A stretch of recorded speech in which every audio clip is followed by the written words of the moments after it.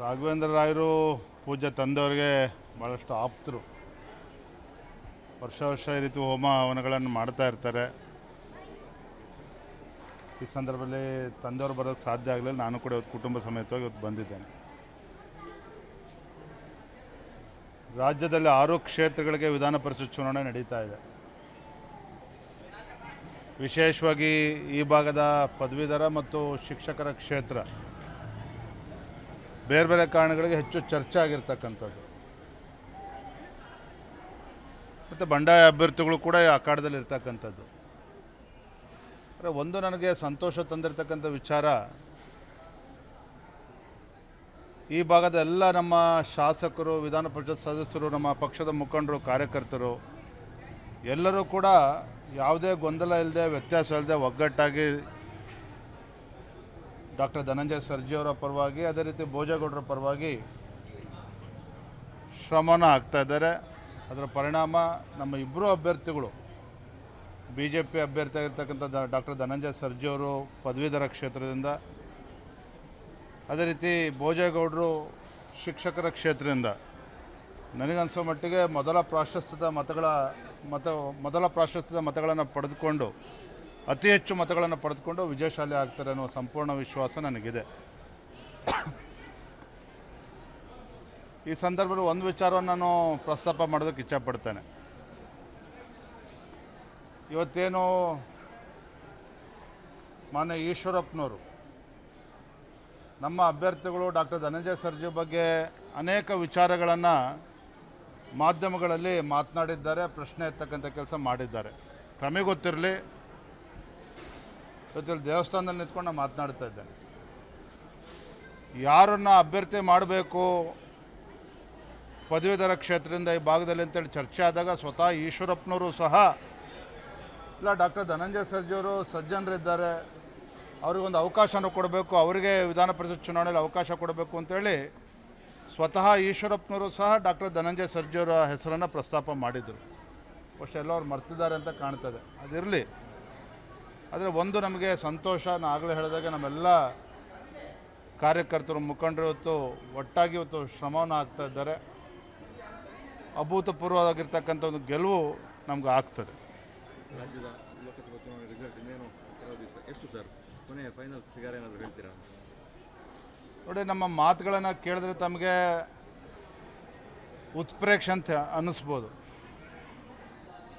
ಕಳೆದ ಬಾರಿ ಅಷ್ಟೇ ಅಥವಾ ಅದಕ್ಕಿಂತ ಒಂದು ಹೆಚ್ಚು ಸ್ಥಾನವನ್ನು ನಾವು ಗೆಲ್ತೇವೆ.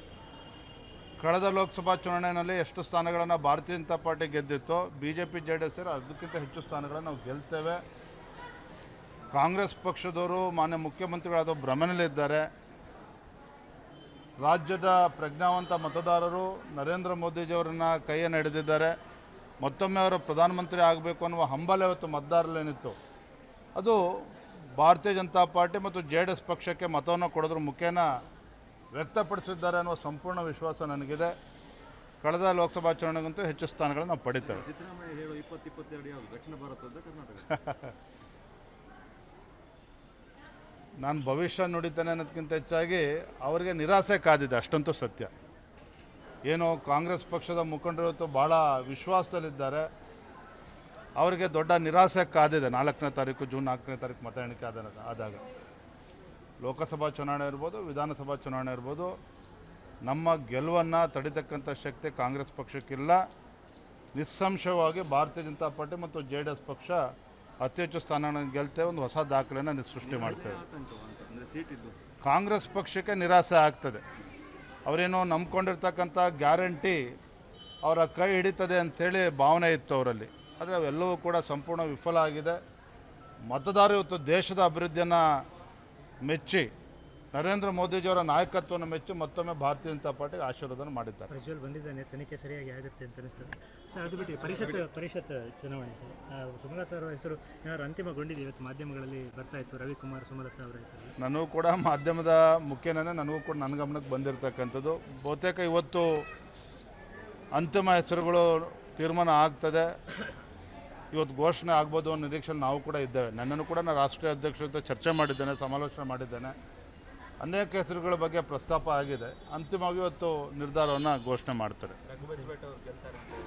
ಏನಪ್ಪ ದೇವ್ರು ಒಳ್ಳೇದು ಮಾಡಲಿ ಅವ್ರಿಗೆ. ಸರಿ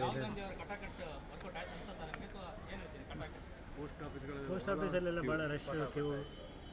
ಜನರನ್ನು ಮೂರ್ಖರನ್ನಾಗಿ ಮಾಡ್ತಕ್ಕಂಥ ಪ್ರಯತ್ನ ಮಾಡ್ತಾ ಇದ್ದಾರೆ. ಇದು ಭಾಳ ದಿನ ಇವರ ಆಟಗಳು ನಡೆಯೋದಿಲ್ಲ.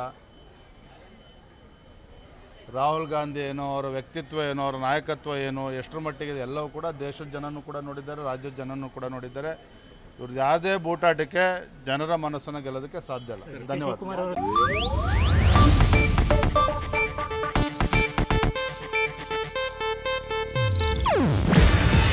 ಇದು ಏಷ್ಯಾನೆಟ್ ನ್ಯೂಸ್ ನೆಟ್ವರ್ಕ್ ಪ್ರಸ್ತುತಿ. ನೀವು ನೋಡ್ತಿದ್ದೀರಾ ಏಷ್ಯಾನೆಟ್ ಸುವರ್ಣ ನ್ಯೂಸ್.